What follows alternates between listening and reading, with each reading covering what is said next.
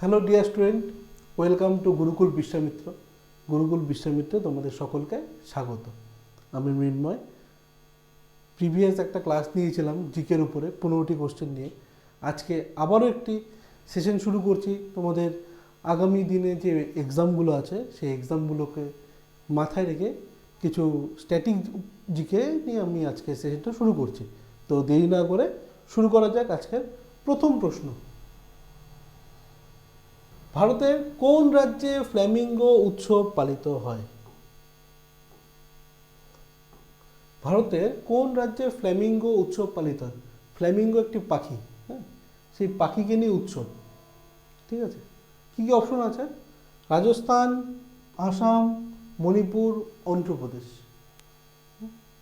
প্রথম প্রশ্নের সঠিক উত্তরটি হচ্ছে অন্ধ্রপ্রদেশ। এই অন্ধ্রপ্রদেশে পুলিকাট হ্রদ, কোথায় বললাম?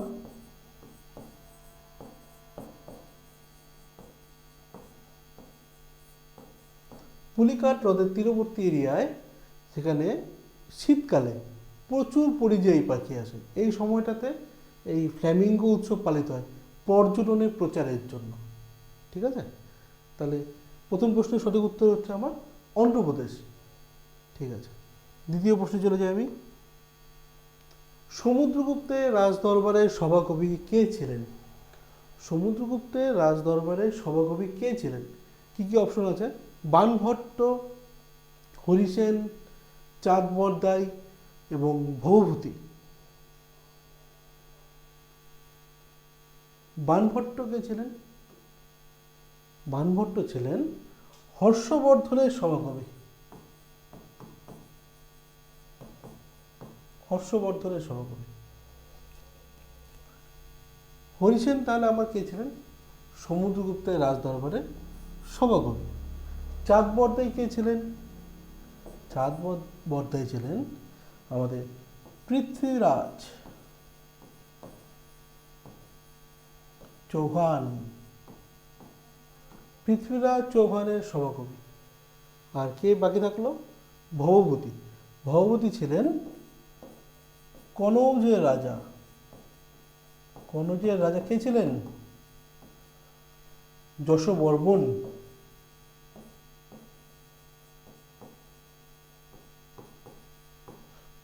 তাহলে কি হলো প্রথম প্রশ্ন?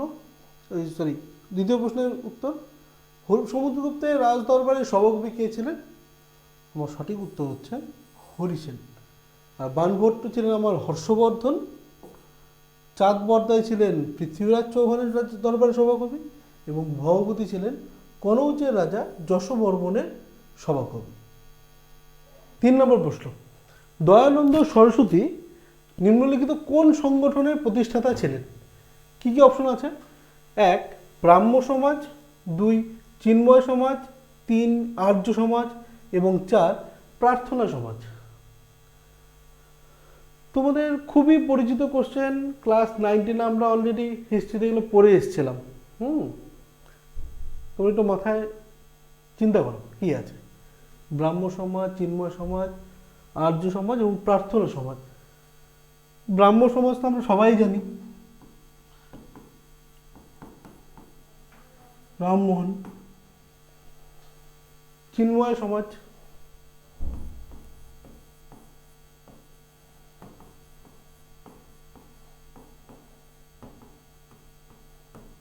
চিন্ময়ানন্দ সরস্বতী। প্রার্থনা সমাজ,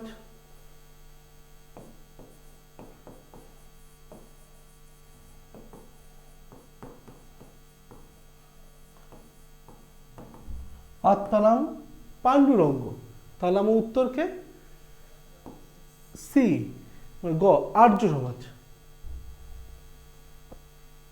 পরের প্রশ্ন কি বলছে? পূর্ব মধ্য রেলের সদর দপ্তর কোথায় অবস্থিত? খুব ইম্পর্টেন্ট, তোমাদের আগামী যে রেল এক্সামগুলো আছে এই কোশ্চেনগুলো খুব আসে। পূর্ব মধ্য, পূর্ব রেল, দক্ষিণ পশ্চিম, উত্তর পশ্চিম, এই রেলের দপ্তরগুলো নিয়ে খুব কোশ্চেন আসবে। তাহলে আমাদের এখানে দেখে নিচ্ছি পূর্ব মধ্য রেলের সদর দপ্তর কোথায়। সঠিক উত্তর হচ্ছে হাজিপুর।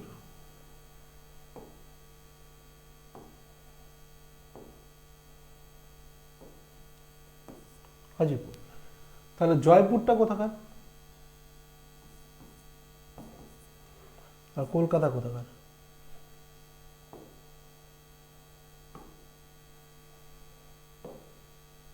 কলকাতা আমাদের পূর্ব রেল।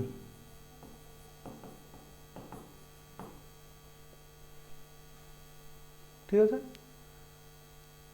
জব্বলপুরটা কোথাকার? পশ্চিম মধ্য।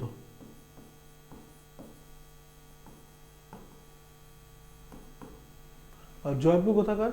উত্তর পশ্চিম।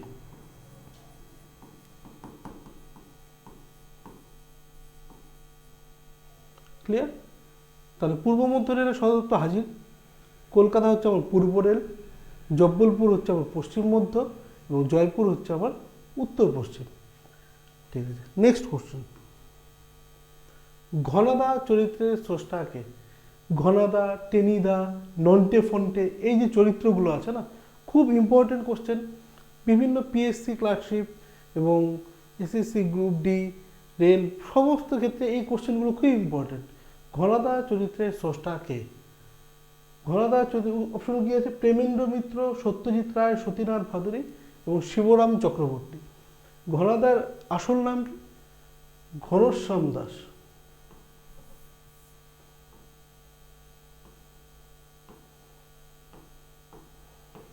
ঘনশ্যাম দাস। চরিত্রটি কে সৃষ্টি করেছেন? উত্তর হচ্ছে আমার প্রেমেন্দ্র মিত্র। পরবর্তী প্রশ্ন।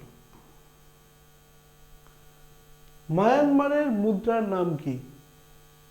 মায়ানমারের মুদ্রার নাম কি? কি কি আছে অপশন দেখিনি। পেসো, টেঙ্গে, কিয়াত এবং ইয়ান। এই চারটেই কিন্তু কোনো না কোনো দেশের মুদ্রা। ঠিক আছে, তা আমি চারটে তথ্যই নিচ্ছি। তার প্রথমেই মায়ানমারেরটা নিয়ে নিচ্ছে। তাই মায়ানমারের মুদ্রার নাম কি? মায়ানমারের মুদ্রার নাম হচ্ছে আমার কিয়াত। তাহলে পেসো কোথাকার? পেসো হচ্ছে আমার আর্জেন্টিনা।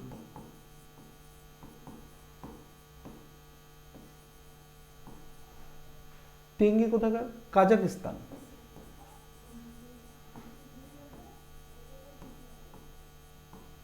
আর ইয়ান হচ্ছে আমার জাপান।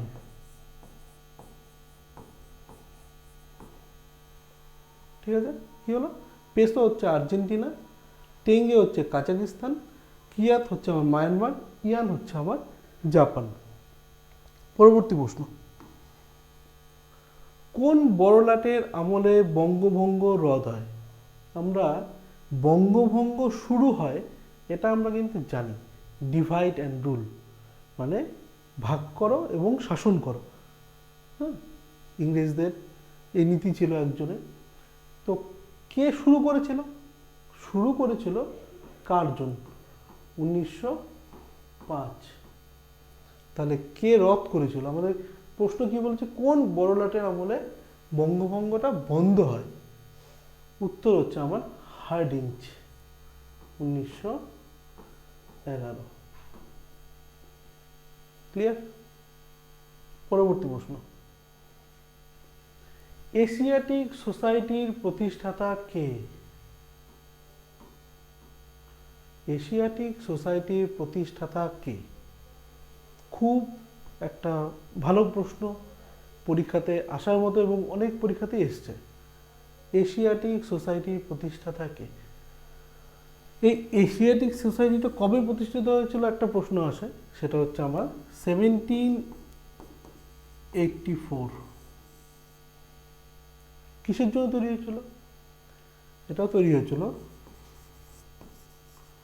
প্রাচ্য বিষয়ক গবেষণার জন্য।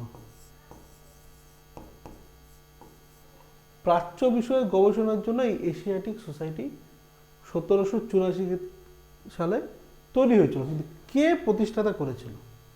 কি কি অপশন আছে? David Hare, William Jones, William Carey, Rammohan Roy. তোমরা যারা পড়াশোনার মধ্যে আছো তারা এই প্রশ্নটা সঠিক উত্তর সবাই বলে দিতে পারবে, কিন্তু আমি আবারও বলছি এটা সঠিক উত্তর হচ্ছে উইলিয়াম জোন্স। ঠিক আছে, পরবর্তী প্রশ্ন। বুদ্ধচরিত কার লেখা? বুদ্ধচরিত কার লেখা? কি কি অপশন আছে দেখে নিচ্ছি একবার। বাণভট্ট, হরিসেন, প্রথম চন্দ্রগুপ্ত, অশ্বঘোষ। আমাদের দুটো এরকম বুদ্ধচরিত আছে, এর আরেকটা আছে হর্ষচরিত, এটা আমার হর্ষবর্ধনকে নিয়ে লেখা। লিখেছিলেন কে? বাণভট্ট।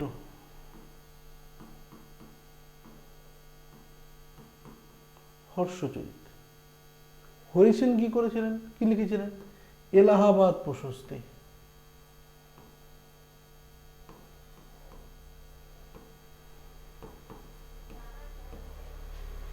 তাহলে সঠিক উত্তরটা কে? অশ্বঘোষ। বুদ্ধচরিত কে লিখেছেন? অশ্বঘোষ। পরবর্তী প্রশ্ন কি বলেছে? চাণক্য সেন কার ছদ্মনাম? চাণক্য সেন কার ছদ্মনাম? অনেক ছদ্মনাম আছে, ছদ্মনামের যে স্ট্যাটিক জিকে পার্টটা আছে সেটা ভালো করে পড়বে। এখান থেকে কোশ্চেন কিন্তু অনেক সময় পরীক্ষাতে চলে আসে এবং আসার মতনই কোশ্চেন, এটা মাথায় রাখবে। চাণক্য সেন কার ছদ্মনাম? কি কি অপশন দেখে নিচ্ছি। ভবানী সেনগুপ্ত, বিনয় ঘোষ, পূর্ণেন্দু পত্রী। এখানে আরেকটা কোশ্চেন খুব ইম্পর্টেন্ট, পূর্ণেন্দু পত্রী, যাকে সমুদ্রগুপ্ত ছদ্মনামে পরিচিত। সমুদ্রগুপ্ত। বিনয় ঘোষ উনিও খুব ভালো, কাল পেঁচা।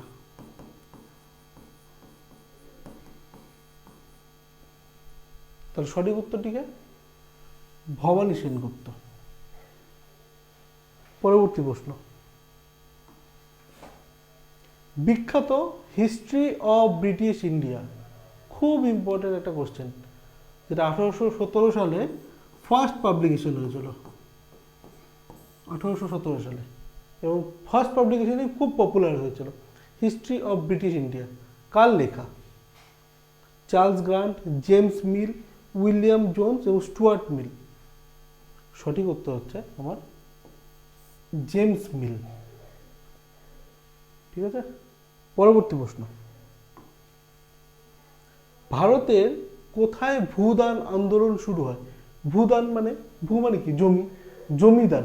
এটা অ্যাকচুয়ালি আমাদের জমিদার এবং যারা শ্রমিক এবং যারা কৃষক তাদের মধ্যে যে সামঞ্জস্য ছিল, সেই সামঞ্জস্য মানে ব্যবধান ছিল, সেই ব্যবধানটা মানে অনেকটাই লঘু করার জন্যই এই ভূদান আন্দোলন শুরু হয়। কি করা হয়েছিল? জমিদারদের কাছ থেকে জমি নিয়ে ভূমিহীন চাষিদেরকে দেওয়া হতো। তাতে কি তারাও জমি চাষ করতো এবং জমিদারদের কাছ থেকে জমি নিয়ে তারা জমি নিত। তাহলে কি জমিদার এবং ভূমিহীন তাদের মধ্যে একটা সামঞ্জস্য বজায় রাখার জন্য এই আন্দোলনের সূচনা করেন। কে তো প্রথম সূচনা করেন? এই ভূদান আন্দোলনের প্রথম সূচনা করেন বিনোবা ভাবে। নামটা খুব মাথায় রাখবে। বিনোবা ভাবে প্রথম ভূদান আন্দোলনটা শুরু করেন। কোথায় শুরু করেন? কি কি অপশন আছে? ভেঙ্কটগিরি, পচামপল্লী, রায়পুর, উদয়গিরি। প্রথম শুরু করেন তেলেঙ্গানায়। তেলেঙ্গানা মানে পচামপল্লী, সঠিক উত্তর হচ্ছে পচামপল্লী। তেলেঙ্গানা একটা গ্রাম।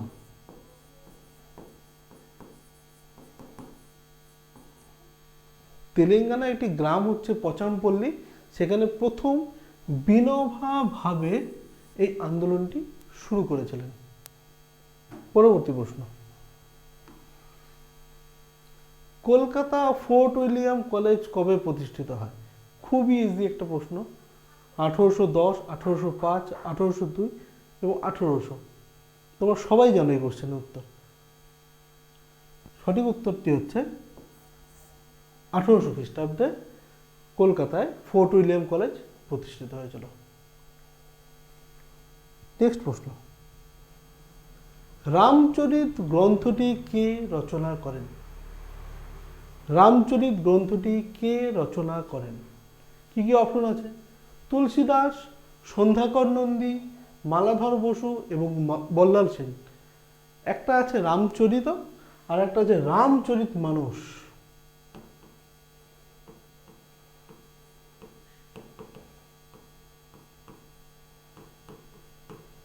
রামচরিত মানস, এখানে বলেছে রামচরিত গ্রন্থটি কে রচনা করেন? রামচরিত গ্রন্থটি রচনা করেন সন্ধ্যাকর নন্দী। তাহলে এবার প্রশ্ন হলো, তাহলে রামচরিত মানস কে রচনা করেন? তুলসীদাস রচনা করেন রামচরিত মানস। খুব ইম্পর্টেন্ট প্রশ্ন, মাথায় রাখবে, পরীক্ষাতে আসে। পরবর্তী প্রশ্ন, আজকে শেষ প্রশ্ন এটি। অখিল চন্দ্রা না, এটা সরি ভুল হয়েছে একটু, অখিল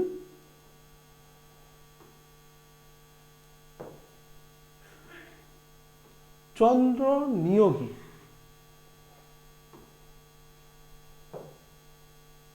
একটু স্পেলিং মিস্টেক হয়েছে। অখিল চন্দ্র নিয়োগী কি ছদ্মনাম ব্যবহার করতেন? অখিল চন্দ্র নিয়োগী কি ছদ্মনাম ব্যবহার করতেন? কি কি অপশন আছে?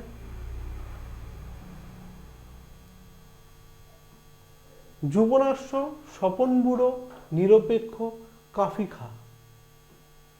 কিছু স্পেলিং মিস্টেক আছে, সেটা ওভারলুক করে যাবে, প্রশ্নে তোমরা ফিরে আসো। অখিল চন্দ্র নিয়োগী কি ছদ্মনাম ব্যবহার করতেন? যুবনাশ্য, স্বপন বুড়ো, নিরপেক্ষ, কাফি খা। যুবনাশ্য ছিল মনীষ ঘটকের।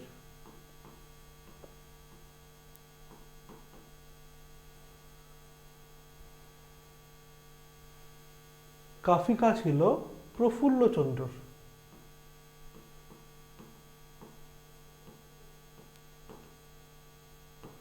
তাহলে সঠিক উত্তরকে স্বপন বুড়ো।